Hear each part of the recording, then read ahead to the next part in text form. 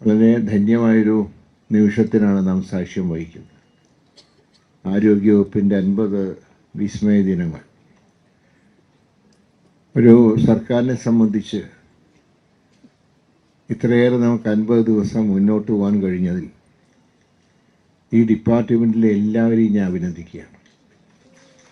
ഉദ്യോഗസ്ഥ തലത്തിലാണെങ്കിൽ principal secretary മുതൽ താഴെത്തട്ടിലെ അവസാനത്തെ അറ്റൻഡർ വരെയുള്ളവരുടെ കൂട്ടായ്മ, 2 ഡോക്ടർമാർ മുതൽ തൂപ്പ് ജോലി ചെയ്യുന്നവർ വരെയുള്ള കൂട്ടായ്മ, ഇന്നലെ വരെ 2 ഘടകങ്ങളായി കണക്കാക്കിയിരുന്ന DMEയും DHSും ഒരേ പാതയിൽ സഞ്ചരിക്കുന്ന ഒരു സാഹചര്യം. ഇതെല്ലാമാണ് ഈ 50 ദിവസം കൊണ്ട് കുറേയൊക്കെ നമുക്ക് കാര്യങ്ങൾ നേടിയെടുക്കാൻ കഴിഞ്ഞത്.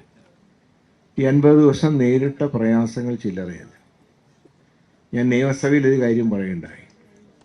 സാധാരണ ഒരു വധൂവരന്മാർ വിവാഹം കഴിഞ്ഞാൽ 6 മാസം അവരെ ആരും ശല്യപ്പെടുത്താറില്ല, കാരണം അത് ഹണിമൂൺ പീരീഡാണ്. എന്നാൽ ആരോഗ്യവകുപ്പിൻ്റെ ചുമതല ഞാൻ ഏറ്റെടുത്തതിന് ശേഷം 24 മണിക്കൂർ പോലും ഹണിമൂൺ സാധിച്ചിട്ടില്ല. അന്ന് മുതൽക്കുള്ള വിമർശനങ്ങൾ. പക്ഷെ ആ വിമർശനങ്ങളാണ് എന്തു വന്നാലും കാര്യങ്ങൾ ചെയ്യണം എന്നൊരു ദൃഢനിശ്ചയം എന്നിലുണ്ടാക്കിയത്. അപ്പോൾ അത് നടപ്പാക്കാൻ ഏതെല്ലാം മാർഗങ്ങൾ സ്വീകരിക്കണം, ആ മാർഗങ്ങളിലൂടെ മുന്നോട്ട് പോകാൻ കഴിയും.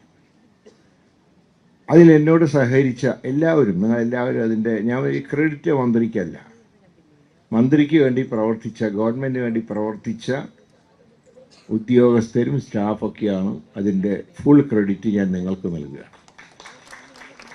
അപ്പോൾ തന്നെ നമ്മുടെ ഒരു മുദ്രാവാക്യം ചികിത്സ രോഗിയുടെ അവകാശമാണ്, മരുന്ന് രോഗിയുടെ അവകാശമാണ്, കിടക്ക രോഗിയുടെ അവകാശം.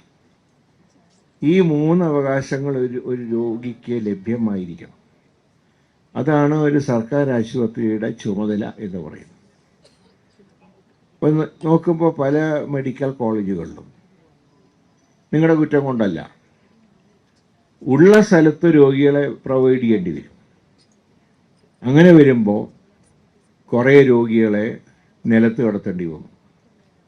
തിരുവനന്തപുരത്ത് മാത്രമല്ല, കോഴിക്കോടും അതുപോലെ തന്നെ കോട്ടയത്തും എല്ലാം ഇതേ ബുദ്ധിമുട്ടുകളുണ്ട്.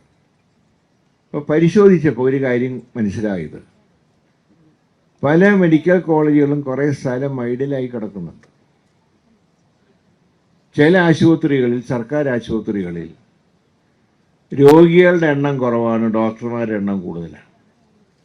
അപ്പോൾ ഒരു ഡോക്ടർ കൂടുതൽ കഠിനാധ്വാനം നടത്തുമ്പോൾ വേറൊരു ഡോക്ടർക്ക് കാര്യമായിട്ടുള്ള ജോലിയില്ല. ഇതൊന്ന് ക്രമീകരിച്ചു കഴിഞ്ഞാൽ 2 ഡോക്ടർമാർക്കും ആവശ്യത്തിനുള്ള ജോലിയാകും, എന്നാൽ ആർക്കും ഒരു ഓവർ ബർഡൻ ഉണ്ടാവുന്നില്ല. ഏതായാലും തിരുവനന്തപുരത്ത് പെരിനാർകോട്ടയിലെ വാർഡുകൾ ഞാൻ നോക്കിയപ്പോൾ 1-2 വാർഡുകൾ വെറുതെ ശൂന്യമായിട്ടിട്ടിരിക്കുകയാണ്. പക്ഷെ ഇന്ന് ഏതാണ്ട് 200ഓളം കിടക്കകൾ അവിടെ സജ്ജീകരിച്ചുകൊണ്ട് 100 രോഗികളെ ഇന്നലെ മുതൽ അങ്ങോട്ട് മാറ്റി പാർപ്പിച്ചു കഴിഞ്ഞു. അപ്പോൾ ഇനി തിരുവനന്തപുരത്ത് നമുക്ക് രോഗികളെ നിലത്ത് കിടത്തേണ്ട അവസ്ഥയുണ്ടാവില്ല. ഇനി എവിടെയെങ്കിലും നിലത്ത് കിടത്തി എന്നറിഞ്ഞാൽ അവരെ ഉടൻ തന്നെ പ്രൊവൈഡ് ചെയ്യാനുള്ള സംവിധാനങ്ങളും ഒരുക്കിയിട്ടുണ്ട്. എന്നാൽ കോഴിക്കോടും കോട്ടയത്തൊക്കെ ഈ പ്രശ്നങ്ങളുണ്ട്. അതുകൊണ്ട് തന്നെ അവിടെ എന്താണ് ഇതിൻ്റെ പരിഹാരം?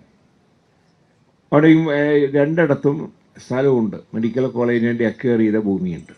അവിടെ നമുക്ക് നല്ലൊരു കെട്ടിടം പണിത് അവിടെ രോഗികളെ താമസിപ്പിച്ചാൽ അതവർ അനുഗ്രഹമായിരിക്കും. അതുപോലെ തന്നെ ഇവിടെ ചെയ്ത പോലെ DHSൻ്റെ കീഴിലുള്ള സ്ഥാപനങ്ങളിൽ ഒഴിഞ്ഞ വാർഡുകളുണ്ടെങ്കിൽ അത് മെഡിക്കൽ കോളേജിനായിട്ട് ഉപയോഗപ്പെടുത്താം. അതോടൊപ്പം നല്ല കെട്ടിടങ്ങൾ നമുക്ക് ആവശ്യമാണ്. നമുക്കറിയാം, ഒരു കോട്ടയത്ത് ഒരു കെട്ടിടം വീണ് രോഗി മരിച്ച ഒരു സാഹചര്യം ഉണ്ടായി. അങ്ങനെയുള്ള സംഭവങ്ങൾ ഭാവിയിൽ ആവർത്തിക്കാതിരിക്കാൻ സർക്കാർ ഫണ്ടിന് പുറമെ CSR ഫണ്ടുകൾ ഉപയോഗിച്ച് പുതിയ കെട്ടിടങ്ങൾ നിർമ്മിക്കുക. അപ്പോൾ തന്നെ ഇരിഞ്ഞാലക്കുടയിൽ കഴിഞ്ഞ സാമ്പത്തിക വർഷം ഇരിഞ്ഞാലക്കുട ജില്ലാ ആശുപത്രിയിൽ ഒരു നില, 10ാമത്തെ നില ഹിന്ദുസ്ഥാൻ പെട്രോളിയം ഒരു CSR ഫണ്ട് ഉപയോഗിച്ച് നിർമ്മിക്കുകയുണ്ടായി. ഒരു തവണ ഞങ്ങളോട് പറഞ്ഞു ഞങ്ങൾ കൂടുതൽ സഹായിക്കാൻ തയ്യാറാണ്, പക്ഷേ കേന്ദ്ര സർക്കാർ ചില നിബന്ധനകൾ ഏർപ്പെടുത്തിയിരിക്കുന്നു പറഞ്ഞപ്പോൾ ഞാനത് കേന്ദ്ര ആരോഗ്യമന്ത്രിയെ സംസാരിച്ചു. അദ്ദേഹം അറിഞ്ഞിട്ടില്ല. അദ്ദേഹം അങ്ങനെ നിബന്ധനകളില്ല എന്നാണ് അദ്ദേഹം സൂചിപ്പിച്ചത്. അങ്ങനെയാണെങ്കിൽ അവരുടെയൊക്കെ CSR ഫണ്ട്, അവർ നല്ലൊരു എമൗണ്ട് CSR ഫണ്ട് നൽകാമെന്ന് പറഞ്ഞിരിക്കുകയാണ്. അപ്പോൾ ആ ഫണ്ടുകൾ ഉപയോഗിച്ച് നല്ല കെട്ടിടങ്ങൾ നമുക്ക് നിർമ്മിക്കാൻ കഴിയും. അതുപോലെ തന്നെയാണ് ഇപ്പോൾ നയപരമായിട്ട് ചില ചുവടുവെപ്പുകൾ സർക്കാർ നടത്തിയിട്ടുണ്ട്. അതിൽ പ്രധാനപ്പെട്ടത് ഈ സ്പെഷ്യലിസ്റ്റ് ഡോക്ടർമാരെ നിയോഗിക്കുന്നത് സ്പെഷ്യലിസ്റ്റ് സൗകര്യങ്ങളുള്ള ആശുപത്രിയിൽ മാത്രമാക്കുക. കാരണം അല്ലാത്തവരെ മറ്റ് ആശുപത്രിയിൽ വിട്ടിട്ട് കാര്യമില്ല. ഒരു സബ്ജക്റ്റിൽ സ്പെഷ്യലൈസ് ചെയ്തിട്ടുണ്ടെങ്കിൽ അതനുസരിച്ച് ആ ഡോക്ടർക്ക് ട്രീറ്റ് ചെയ്യാൻ പറ്റുന്ന ആശുപത്രികൾ അദ്ദേഹത്തിന് നിയോഗിക്കുക. അദ്ദേഹത്തിൻ്റെ കാര്യം പൂർണ്ണമായിട്ട് അദ്ദേഹത്തിന് കോൺട്രിബ്യൂട്ട് ചെയ്യാൻ കഴിയും. ഇപ്പോൾ ഹാർട്ടിൻ്റെ കാര്യത്തിൽ സ്പെഷ്യലൈസ് ചെയ്ത ഡോക്ടറെ തലവേദനയുള്ള സ്ഥലത്തേക്ക് മാറ്റേണ്ട ആവശ്യമില്ല. അപ്പോൾ ആ ഡോക്ടറെ സേവനങ്ങളെ നമ്മൾ യൂട്ടിലൈസ് ചെയ്യുന്നില്ല എന്നാണ് അതിൻ്റെ അർത്ഥം. അതുപോലെയാണ് PG വിദ്യാർത്ഥികൾക്ക് ഇനി റെസിഡൻസി ചെയ്യാൻ ഇനിയിപ്പോൾ അവരെ ചെയ്യാൻ നിർബന്ധിക്കുന്നില്ല. അതിനുവേണ്ടി അവർ അലയേണ്ട കാര്യമില്ല. അതായത് ഡിമാൻഡായി. പിന്നെ ഫോറിൻ മെഡിക്കൽ സ്റ്റുഡൻസ് അവർക്ക് അതിവേഗം ഹൗസ് സർജൻസി ലഭ്യമാക്കാനുള്ള സംവിധാനം ഉണ്ടാകും. കുറേ കുട്ടികൾ വന്നിട്ട് എൻ്റെ അടുത്ത് ഇങ്ങനെ പരാതിയായിട്ട് സൂചിപ്പിച്ചത്. മറ്റ് സംസ്ഥാനങ്ങളിൽ പഠിച്ച നഴ്സിംഗ് വിദ്യാർത്ഥികൾക്കും ഇനി രജിസ്ട്രേഷൻ നൽകുന്നതാണ്. അതുപോലെ 10 വർഷത്തെ പർച്ചേസിനെ കുറിച്ച് അന്വേഷണം, അത് പറയുമ്പോൾ ഒരു കാര്യം ഞാൻ പറയുന്നത് അതിൽ പ്രതികാര നടപടിയല്ല. എന്നാൽ ഓരോ കഷ്ടപ്പെട്ട് ഫണ്ട് കണ്ടെത്തി പുതിയ പുതിയ എക്യുപ്മെൻറ്റ്സ് വാങ്ങി വെറുതെ അത് ആർക്കും ഉപകാരമില്ലാത്ത രീതിയിൽ നശിച്ചു പോകുന്ന അവസ്ഥ. വയനാട്ടിൽ DHS സന്ദർശിച്ചപ്പോഴാണ് DHS എൻ്റെ ശ്രദ്ധയിൽപ്പെടുത്തുന്നത്. അതുകൊണ്ടാണ് തീരുമാനിച്ചത് കഴിഞ്ഞ 10 വർഷക്കാലം ഇവിടെ നടത്തിയ പർച്ചേസിങ്ങിനെ കുറിച്ച് അന്വേഷിക്കുന്നത്. അത് വേറെ ആരും രാഷ്ട്രീയമായിട്ട് ബന്ധമുള്ളവരാരുമില്ല.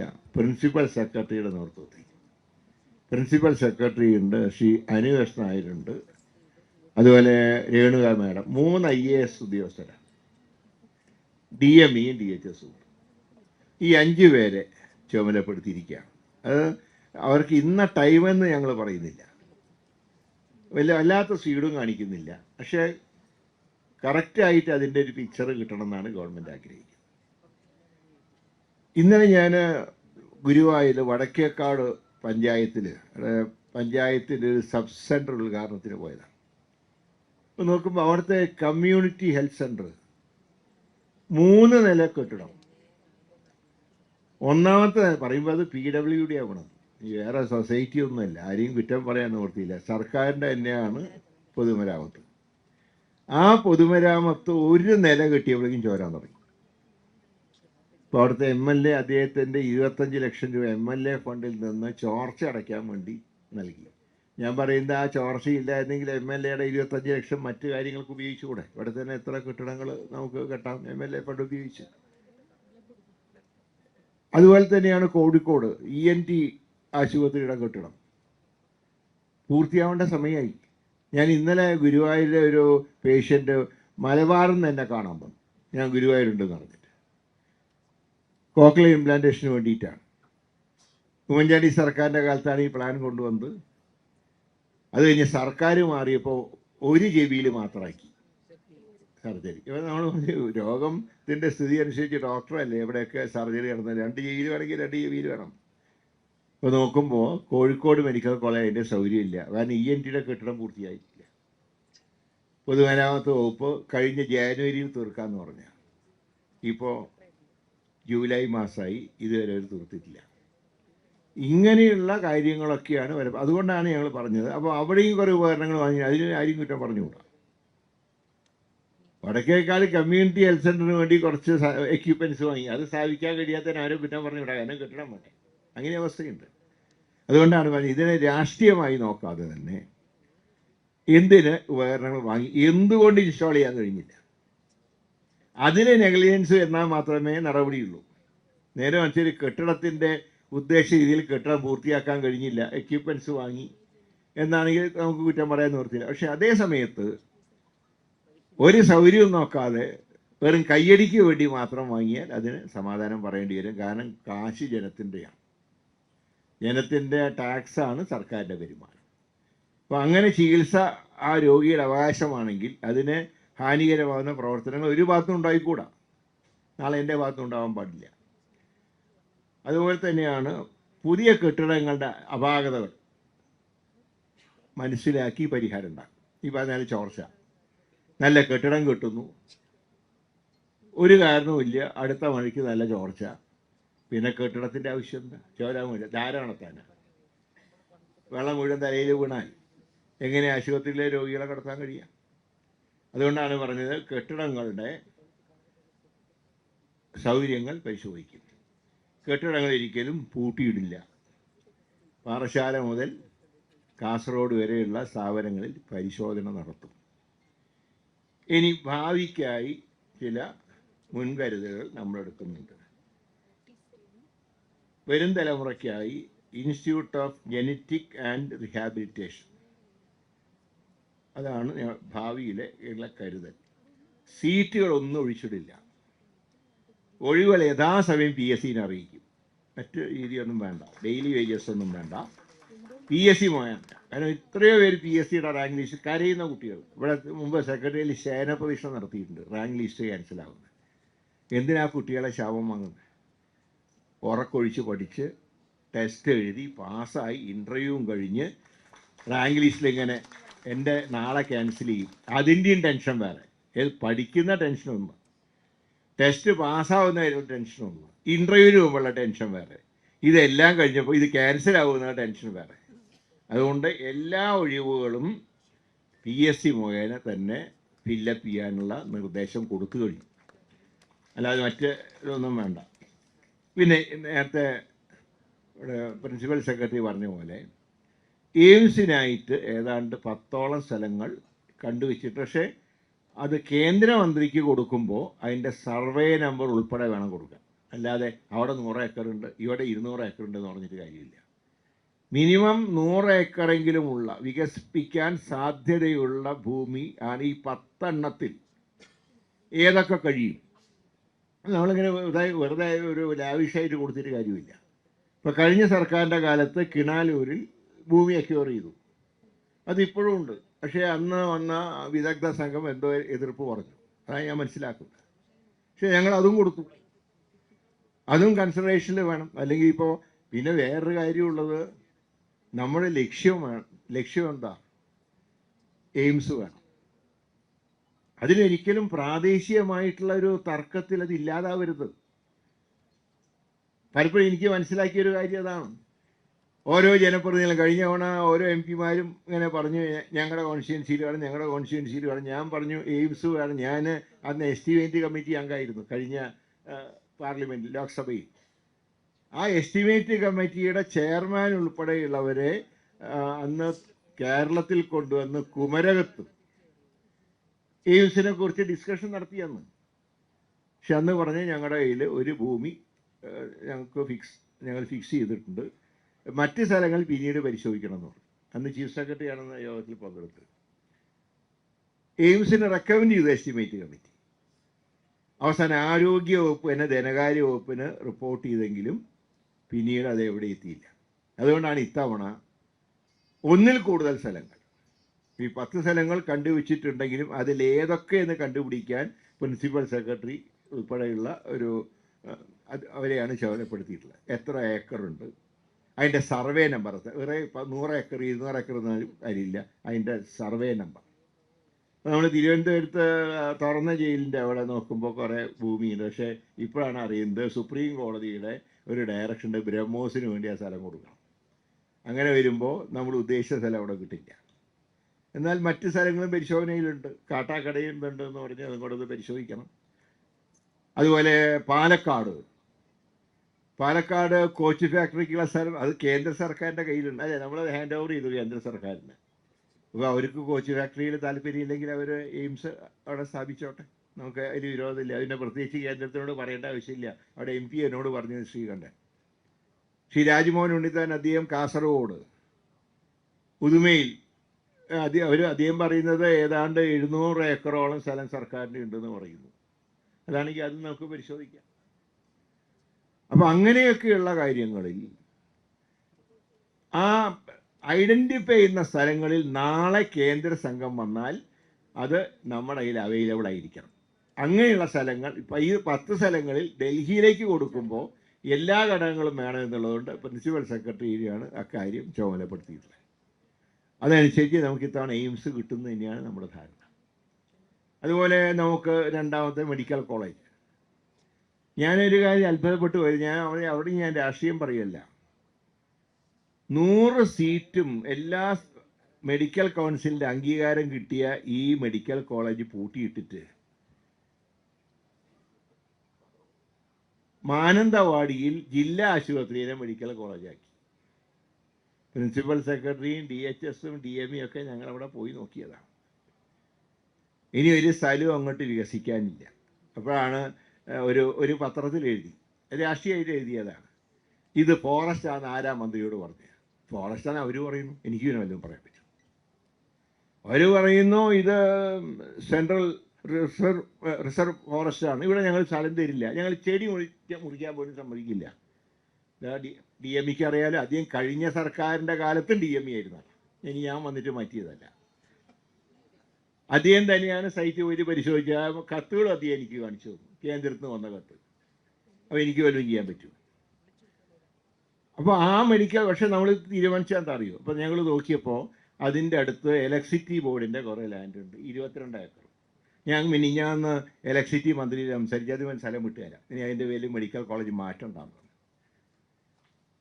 അതേസമയത്ത് അവിടെ വീരേന്ദ്രകുമാർ അദ്ദേഹം വിട്ടുതരുന്ന സ്ഥലമുണ്ട്, അദ്ദേഹത്തിൻ്റെ കുടുംബത്തിൻ്റെ 50 ഏക്കർ മടക്കിമലയിൽ കൽപ്പറ്റയിൽ അതുണ്ട്, അത് വിട്ടു തന്നിട്ടുണ്ട്. പക്ഷേ ഇനിയിപ്പോൾ മെഡിക്കൽ കോളേജ് അങ്ങോട്ട് മാറ്റിയാൽ പിന്നെ അവിടെ അതിൻ്റെ പേരിൽ തർക്കവും. അതുകൊണ്ട് തൽക്കാലം മാനന്തവാടിയിൽ ഈ ഇലക്ട്രിസിറ്റി ബോർഡിൻ്റെയൊക്കെ സ്ഥലം ഉപയോഗിച്ചുകൊണ്ട് പിന്നെ 2-3 ഹോസ്റ്റലും അവിടെ മുനിസിപ്പാലിറ്റി വന്നിട്ട് പറഞ്ഞു ഹോസ്റ്റലുള്ള സൗകര്യം ഞങ്ങൾ തരാം.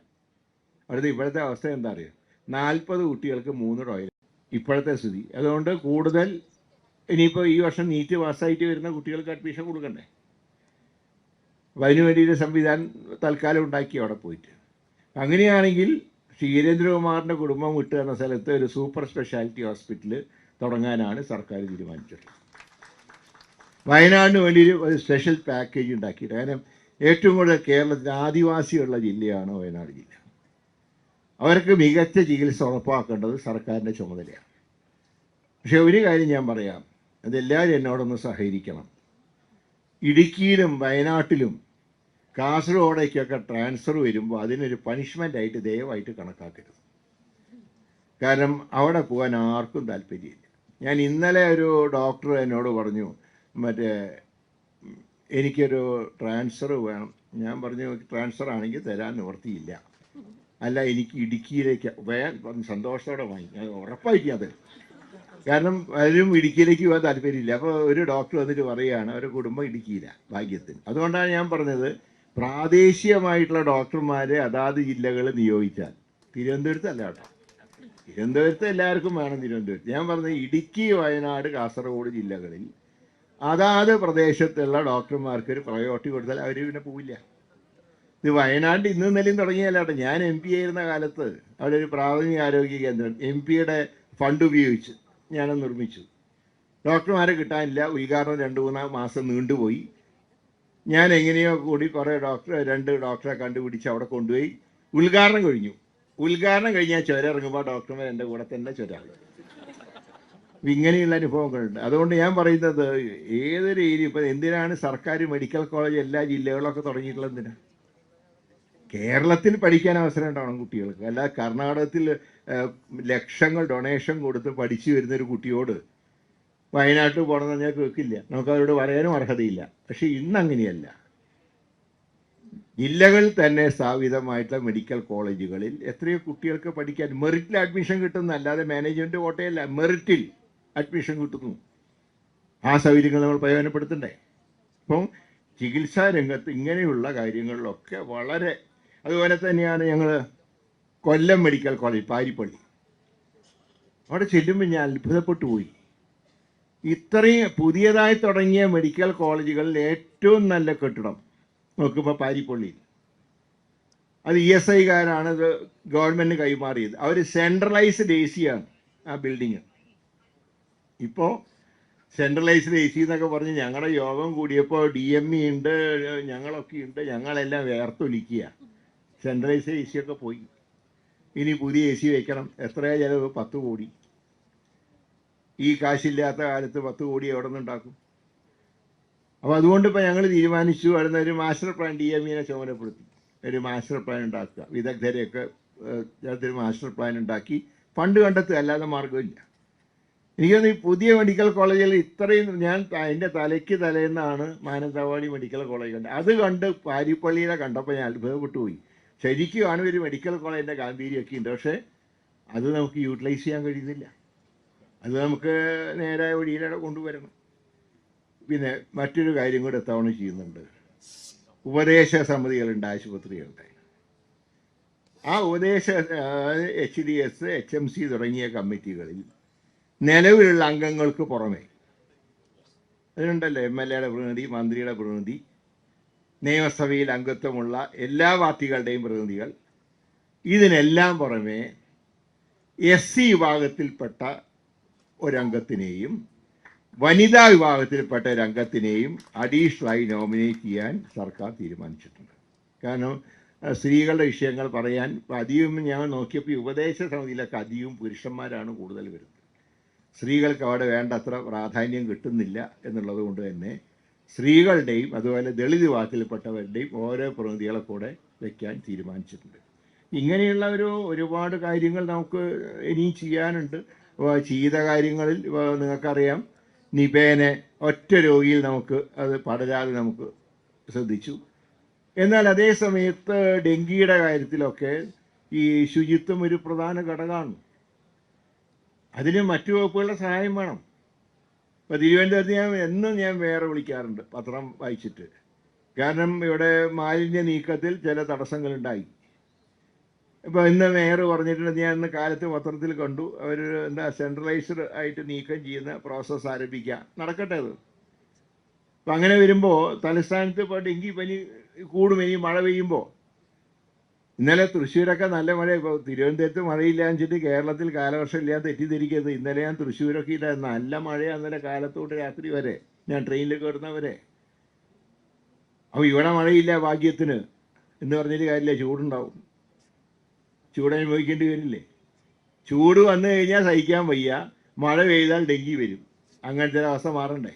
മഴ പെയ്താലും മഴ പെയ്യേണ്ട സമയത്ത് പെയ്യണം, മഴ പെയ്താലും ഡെങ്കി വരാതെ നോക്കണം, അതിന് കൊതുകുകളില്ലാതാവണം. അപ്പോൾ ഈ കൊതുവിൻ്റെ സംഗീതം അത്ര നല്ല സംഗീതമല്ല. നല്ല പിന്നണി ഗായകരുടെയൊക്കെ സംഗീതവും പാട്ടൊക്കെ കേൾക്കാൻ നല്ല രസമാണ്. അതേ സമയത്ത് കൊതുകിൻ്റെ സംഗീതം അത് മരണത്തിൻ്റെ സംഗീതം കൂടിയാണ്. അത് നമുക്ക് കേൾക്കാൻ പറ്റിയ ഏർപ്പാടല്ല.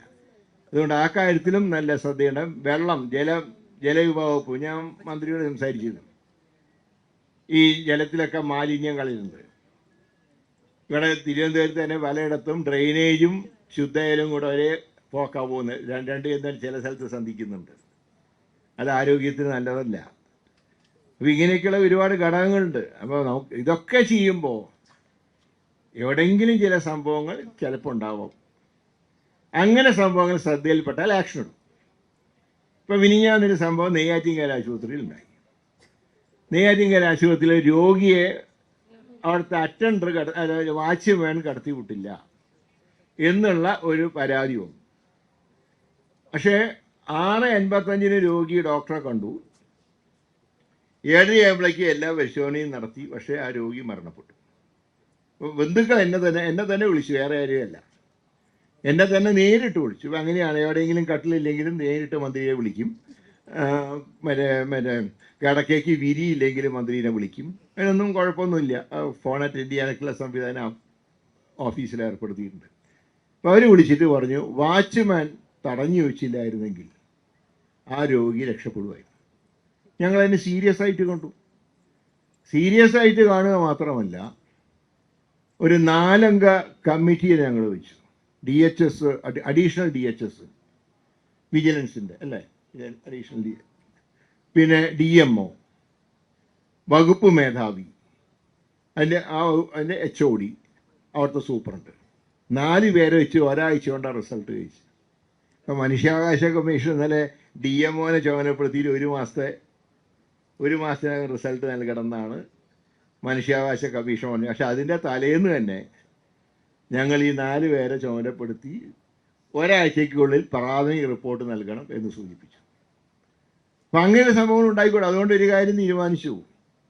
ഇനി ഈ അറ്റൻഡർ വെച്ചത് കഴിഞ്ഞ ഉപദേശ സമിതിയാണ്. അതിൽ ആര് വെച്ചു എന്ന് കുറിച്ച് പറഞ്ഞു. ഏതായാലും അദ്ദേഹത്തിൻ്റെ ഭാഗത്ത് നെഗ്ലിജൻസ് ഉണ്ടായെന്ന് പറയുമ്പോൾ അദ്ദേഹത്തിനെ പിരിച്ചു വിട്ടു. പക്ഷെ അതുകൊണ്ടായില്ല. ഇത് അന്വേഷിച്ച മറ്റു രീതിയിൽ ഇപ്പോൾ പറഞ്ഞ കാര്യം ശരിയാണെങ്കിൽ ഒരു രോഗിയുടെ ജീവൻ നഷ്ടപ്പെടുത്തിയതിനാണ് സമാനം പറയേണ്ടി വരും. അക്കാര്യത്തിൽ ഒന്ന് രാഷ്ട്രീയ ഇന്നിപ്പോൾ ഒരു സ്വകാര്യ ആശുപത്രിയിലുണ്ടായി, ബേബി മെമ്മോറിയൽ പറയുമ്പോൾ കേരളത്തിലെ മികച്ച ആശുപത്രികളൊന്നാണ്. പക്ഷെ ഇപ്പോൾ അത് അമേരിക്കക്കാരൻ കൊണ്ടുപോയി കേട്ടോ ആശുപത്രി. ഇപ്പോൾ അതിൻ്റെ മാനേജ്മെൻ്റൊക്കെ മാറി. അമേരിക്കൻ കമ്പനിക്കാർ വന്നിട്ട് അത് വാങ്ങി ആ ആശുപത്രി. അവിടെയാണ് ഒരു കുട്ടി, ചെറിയ കുഞ്ഞ, ചുണ്ട് മുറിഞ്ഞു, സർജറി നടത്തണമെന്ന് പറഞ്ഞു, അനസ്തീഷ്യ കൊടുത്തു, ആ കുട്ടി മരണപ്പെട്ടു. അതിനെക്കുറിച്ച് അന്വേഷിക്കുന്നുണ്ട്. അന്വേഷിക്കുക മാത്രമല്ല DMOനോട് പോലീസിനും കംപ്ലൈൻറ്റ് ചെയ്യാൻ പറഞ്ഞിട്ടുണ്ട്. ആക്ഷനുണ്ടാവും ഒക്കെ, യാതൊരു സംശയവും കാര്യത്തിൽ വേണ്ട.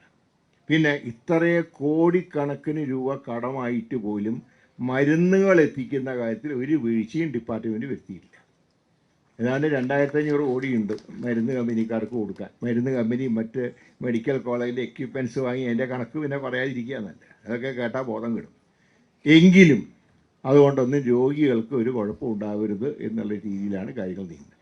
പിന്നെ ഒരു കാര്യം ഇപ്പോൾ തീരുമാനിച്ചു, ഈ അറ്റൻഡറും വാച്ച്മാനൊക്കെ ആയിട്ട് വെക്കുന്നവരെ ഒരു കൗൺസിലിങ്ങിനിടയ്ക്ക് ഒന്ന് വിധേയമാക്കാൻ തീരുമാനിച്ചു. പിന്നെ ഡോക്ടർമാരോട് IMAക്കാരുമായിട്ട് സംസാരിച്ചിട്ട് ഞാൻ പറയുകയാണ്, അവർക്കും ചില ഉപദേശങ്ങളൊക്കെ ഇടയ്ക്ക് ഒന്ന് കൊടുക്കും. മറ്റൊന്നുമല്ല, ഇങ്ങനെ രോഗികളൊക്കെ ഞാൻ നിങ്ങളെ കുറ്റം പറയല്ല. ഒരു ഡോക്ടർക്ക് ഞങ്ങൾക്ക് തന്നെ ശുപാർശകളുടെ എണ്ണം കൂടുമ്പോൾ ചിലപ്പോൾ സമ്മതമല്ല, ഞങ്ങൾക്കും തെറ്റാണ്. അതുകൊണ്ടാണ് ഡോക്ടർമാരോടും രോഗികളോട് സൗഹൃദത്തിൽ പെരുമാറുക. ഇനി ചിലപ്പോൾ രോഗിയെ രക്ഷിക്കാൻ കഴിഞ്ഞില്ലെങ്കിൽ പോലും ഒരു വാക്കുകൊണ്ട് ചിലപ്പോൾ ആ രോഗിയെ നിങ്ങൾക്ക് ഒരു കോൺഫിഡൻസ് നിങ്ങൾക്ക് കൊടുക്കാൻ കഴിയും. ഞാൻ എൻ്റെ അറിവിൽ എൻ്റെ ഒരു കുടുംബ ഡോക്ടറുണ്ട്, ഞാൻ പേര് പറയുന്നില്ല, തിരുവനന്തപുരത്ത് അറിയപ്പെടുന്ന ഒരു ഡോക്ടറായിരുന്നു. അദ്ദേഹത്തിൻ്റെ അടുത്ത് എന്ത് രോഗം ചെന്നാലും സാരില്ല എന്ന് പറയും. അവസാനം ഞങ്ങളുടെ ഒരു ബന്ധുവിനെ ഒന്ന് കാണിക്കാൻ പറഞ്ഞു. അദ്ദേഹം എനിക്ക് അറിയുന്നത് കൊണ്ടുപോകുമ്പോൾ സീരിയസ് ആണ്, രക്ഷപ്പെടാൻ സാധ്യതയില്ല. കൊണ്ട് കാണിച്ചു, ഡോക്ടറിന് സാരില്ല. അപ്പം ഞാൻ അല്ല ഡോക്ടർ, ഇത് കേസ് മോശമാണല്ലോ. അതെ മോശമാണ്, ഞാൻ ഈ കേസ് മോശമാണെന്ന് ഞാൻ ഇപ്പം ഇരിക്കും. അപ്പം അതുകൊണ്ട് സാരില്ല എന്ന് പറഞ്ഞപ്പോൾ ആ രോഗിക്കൊരു സന്തോഷമായി. കുറേ കാലം എത്ര ജീവിക്കുന്ന സന്തോഷമല്ലേ, അതാണ് ഞാൻ പറയുന്നത്. കുറച്ചൊക്കെ നന്നായിട്ട് പെരുമാറുക. പിന്നെ പണ്ടൊരു ആയുർവേദ വൈദ്യം ഉണ്ടായിരുന്നു. അപ്പോൾ അദ്ദേഹത്തിൻ്റെ അടുത്ത് അദ്ദേഹത്തിന് ഏതാണ്ട് മുൻശുദ്ധിക്കാരനായിരുന്നു. അപ്പോൾ അദ്ദേഹത്തിൻ്റെയൊക്കെ പരമ്പരക്കാരുള്ളതുകൊണ്ടാണ് ഞാൻ പേര് പറയാതെ. അദ്ദേഹത്തിൻ്റെ ഇരട്ടപ്പേരും കൊടുത്തിരുന്നു പണ്ട് കാലത്ത്. അത് പേര് പറഞ്ഞാൽ തൃശ്ശൂരുകാർക്ക് അറിയാം, അതുകൊണ്ടാണ് ഞാൻ പേര് പറയുന്നില്ല. അപ്പോൾ അദ്ദേഹത്തിനെ കാണിക്കും. അപ്പോൾ പറഞ്ഞിങ്ങനെ സുഖമില്ല. എന്താ അസുഖം? അത് എനിക്ക് തോന്നുന്നത് ഒരു ഇന്നലെ എന്തോ ഒരു ഭക്ഷണം പറ്റിയില്ലാണ്ട് കഴിച്ചു, അതിൻ്റെ കുഴപ്പമാണോ സംശയം. ശരി, അങ്ങനെയാണ്. എന്നാൽ പിന്നെ എന്തിനാണ് ഞാൻ ചികിത്സിക്കുന്നത്, താൻ തന്നെ ചികിത്സിച്ചാൽ പോരെ എന്ന് ചോദിക്കുന്ന ഒരു ഇതുണ്ട്. ഇപ്പോൾ അമേരിക്കയിലൊക്കെ നിങ്ങൾ ഡോക്ടർമാർക്കാണ്, നിങ്ങൾ പല ട്രെയിനിങ്ങിനൊക്കെ പോയിട്ടില്ലേ, അവിടെ എല്ലാം പറഞ്ഞ ഒരു രോഗിയെ കൊണ്ട് ചെന്നാൽ എല്ലാ കാര്യങ്ങളും നമ്മളോട് വിശദീകരിച്ച് തരും ഡോക്ടർ. അത് കഴിഞ്ഞ് ചോദിക്കും എനി ഡൗട്ട് എന്ന് വെച്ചാൽ നമ്മൾ നോ സാറെന്ന് പറഞ്ഞാൽ ആ ഡോക്ടർ നമ്മൾ നോക്കും, ഇയാൾക്ക് വിവരമില്ല. ഇത്രയും ഞാൻ ഇത്ര സീരിയസ് ആയിട്ട് കാര്യങ്ങൾ പറഞ്ഞിട്ട് അതിന് ഒരു സംശയമില്ല എന്ന് പറഞ്ഞാൽ ഞാൻ പറയുന്നതൊക്കെ വിശ്വസിക്കുന്ന ഒരു മണ്ടനായി പോയല്ലോ താൻ എന്നുള്ള മട്ടിലാണ് അവർ നമ്മളോട് സംസാരിക്കുക. അവർക്ക് ചോദ്യം ചോദിക്കണം. നമ്മൾ പണ്ട് പറയുമല്ലോ, ഒരു ചോദ്യം ചോദിച്ചാൽ ചോദ്യത്തിൽ വല്ല മിസ്റ്റേക്കും ഉണ്ടെങ്കിൽ അയാൾ 1 മണിക്കൂർ ഫുള്ളാവും ചിലപ്പോൾ. നേരെ ഒരു സംശയം ചോദിച്ചില്ലെങ്കിൽ എന്നും ഫുള്ളാവും. അതുപോലെ സംശയങ്ങളൊക്കെ രോഗികൾ ചോദിക്കുമ്പോൾ കാര്യമായിട്ടൊക്കെ ഒന്ന് പറയുക. പിന്നെ ചില ആൾക്കാർ അങ്ങനെയുണ്ട് കേട്ടോ, അത് രോഗികളുടെ ഒരു മനോനില നമുക്ക് കുറ്റം പറഞ്ഞുകൂടാ. ഞങ്ങളുടെ അടുത്ത് ശുപാർശയ്ക്ക് വരുന്നവർ തന്നെയുണ്ട്, ഇന്ന കാര്യം ചെയ്യാൻ ബുദ്ധിമുട്ടാണ്. അപ്പോൾ നിങ്ങൾ അത് ബുദ്ധിമുട്ടാണെന്ന് അറിയാം, അതുകൊണ്ടല്ലേ നിങ്ങളുടെ അടുത്ത് വന്നതെന്ന് ചോദിക്കുന്ന ആൾക്കാരുണ്ട്.